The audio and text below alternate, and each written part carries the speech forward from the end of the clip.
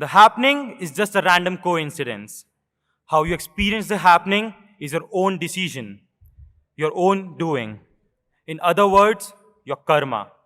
A heartful greeting to the audience present here.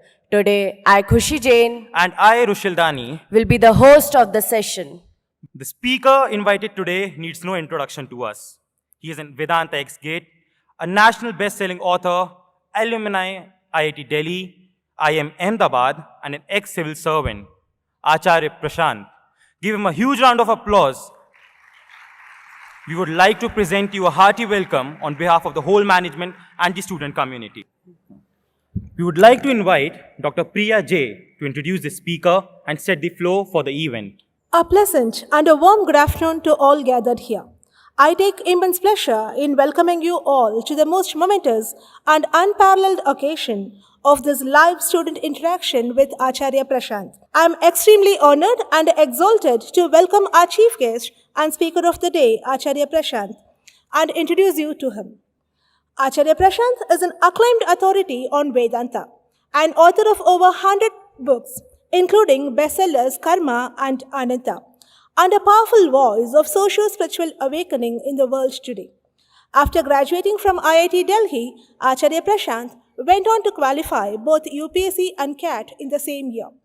After 2 years at IIM Ahmedabad and a few years at corporate, he found himself a higher calling of spreading the ancient wisdom of Vedanta among the masses, and for that purpose, founded his mission, which is at the forefront of creation of a new humanity through intelligent spirituality. As a response to the situations mankind face today, Acharya Prashant has taken the solemn project of bringing the essence of Vedanta to the world today. His calling is to bring pure essence of Vedantic spirituality to all and apply it to solve today's problems. These problems of today are born out of man's ignorance towards himself, and therefore they can be solved only by sincere self-knowledge. Today, Acharya Prashant's movement has touched the lives of tens of millions of individuals through his direct contact with people and through various virtual interactions. He continues to bring clarity to us all. Welcome, sir. I welcome the special guests of the day who have honored us with their presence. Once again, a warm welcome to you all and wishing you a fruitful interaction. Thank you. Good afternoon, Acharya ji. My name is Sonali and I am from BCom. My question is it starts off with how and when we have to take certain decisions, but it becomes very difficult for us to decide on what we want to go on with a lot of other things on our plate.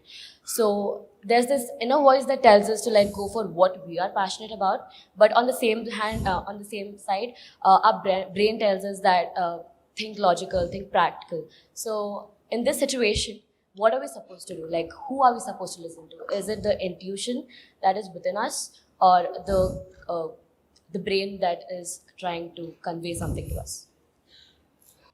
You have to, first of all, consider the reality of what you are passionate about. The questioner is saying that in moments of decision making, do we go with our passion or with our logic and rationality, as the mind suggests it to us? So, I begin with passion. First of all, inquire into it, and that should be the first thing, because one is obviously biased towards her passion. Even if the mind is suggesting other things, we all feel like following the course of our passion. Since passion appeals so much to us, and we feel like leaning towards it very automatically, why not figure out the truth of the passion? What makes you passionate about something? from where did one pick up her passion? Was one always passionate about such a thing? Because, you see, there are certain decisions that require a lot of investment.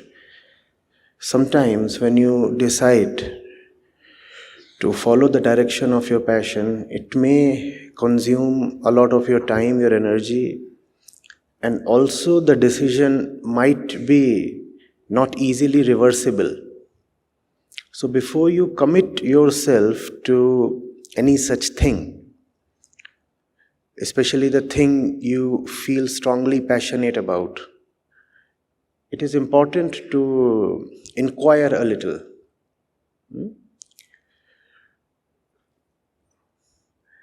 Is my passion arising from something that I deeply realize, or is it arising from something I am influenced by?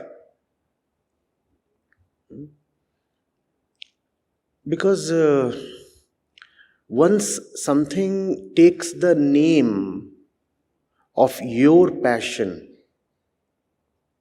we usually just ignore asking what its real source is. I'm imploring you to ask, is this passion really my passion, or have I borrowed it from somewhere? In India, for example, a lot of people would be passionate about the sport of cricket. A lot of people are passionate about movies. Would you be passionate about the same sport? Were you born in Brazil or Russia, or even in China or in the US?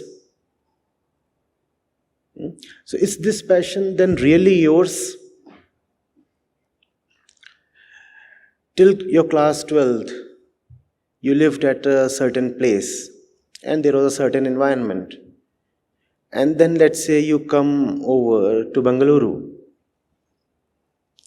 And here the environment is totally different and it captivates you. There is a lot of glamour, glitz, attraction. It starts possessing you. And certain elements of your environment you start feeling very strongly about. And you start saying, this is what I really want. Now, is that what you really want, or is that what you have been made to really want? Is that me or the forces acting upon me? It's a very crucial question, especially in the life of young people. It must be that way. Unfortunately, often it is not. We do not give it the importance it deserves, this question. These feelings, these passions, where have I gathered them from? We believe, and it's just a hollow belief, that whatever we feel is something internal to us. That all feelings arise from an internal point and we want to call that point as the heart or something. No. Most of that which we feel and most of our thoughts, they are deeply influenced things. It's like somebody is controlling us via a remote control from the outside. And we are dancing to an external tune, singing somebody else's song. And not only are we dancing to somebody's tune and singing somebody's song, we also feel that the song and dance is our own. It is not. And because it is not your own, very soon you will be disillusioned. Very soon you will find no sense in that music, in that dance, in that passion, in that feeling. in that attraction, all that will lose meaning. And then what will happen? Because we are disappointed with one external influence, we simply become open and available to another external influence. And then something else comes and possesses us. And for a while, it gives us hope. We start calling the new feeling, the new passion, the new whatever as our own. So passion is a wonderful thing. I really want more people have the courage to follow their passion. But as I say that, I also realize that in the name of passion, all kinds of conditionings and influences and therefore bondages operate. Conditioned passion is deeply dangerous. There would be nobody right now in this auditorium who would not be passionate about a thing or two. All of us have our own pet passions. The problem is they are neither our own nor are they our pets. You call something your pet only when you control it, right? A pet dog. Our passions are not controlled by us. Instead, they control us. How are they our pet passions? And they are not ours. It's like we have been hypnotized and something totally external, something totally unrelated to our own reality has entered us, captivated and possessed us. And so deeply that we do not remember or realize that there was a point when this meant nothing to me, and there will be a point when I will be disillusioned from this same very thing. But at this moment, I'm captured, I'm hypnotized. I'm so captured, I have started calling this as my passion. No, that is not your passion. You'll drop it. And when that moment comes, there is a lot of pain.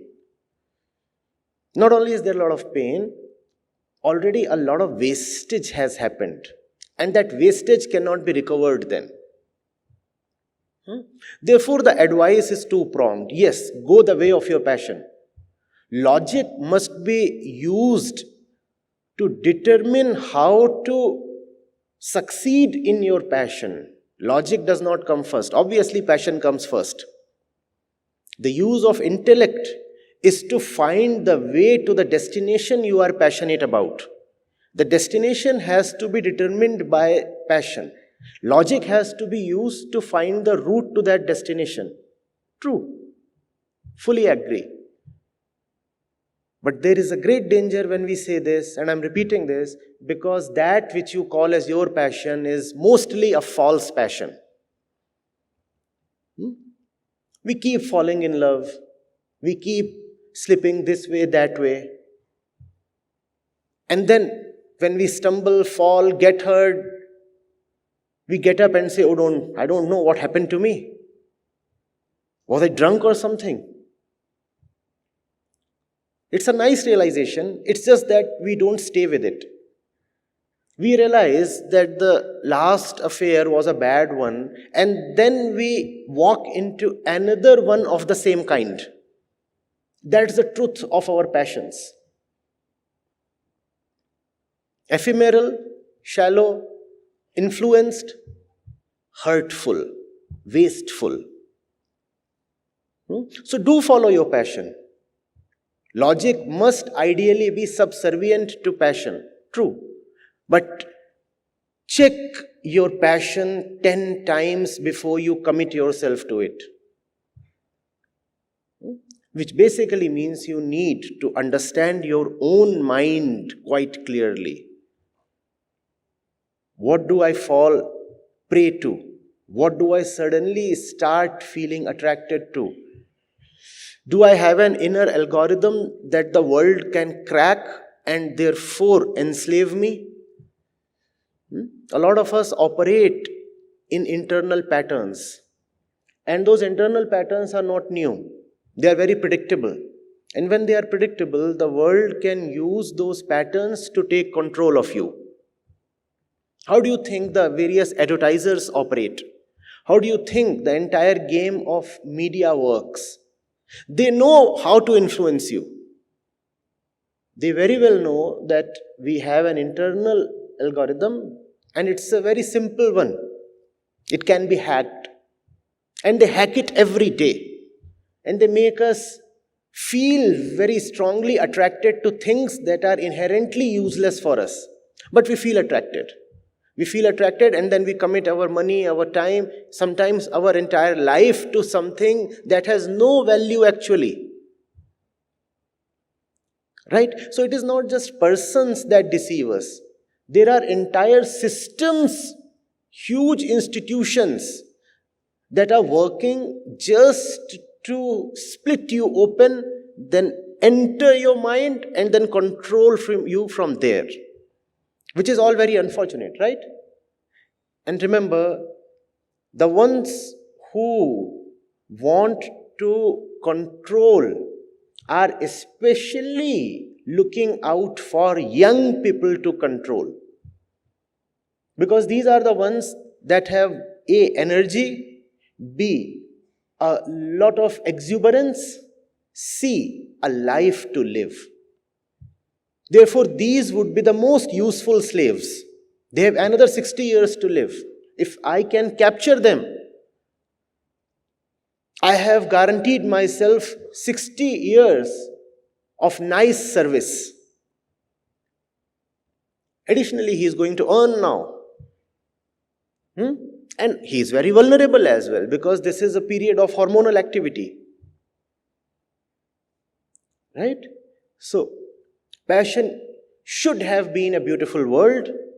Unfortunately, it is one of the most dangerous words you should be very cautious of. Do follow your passion, but with utmost care. Following something random in the name of passion is obviously not wise.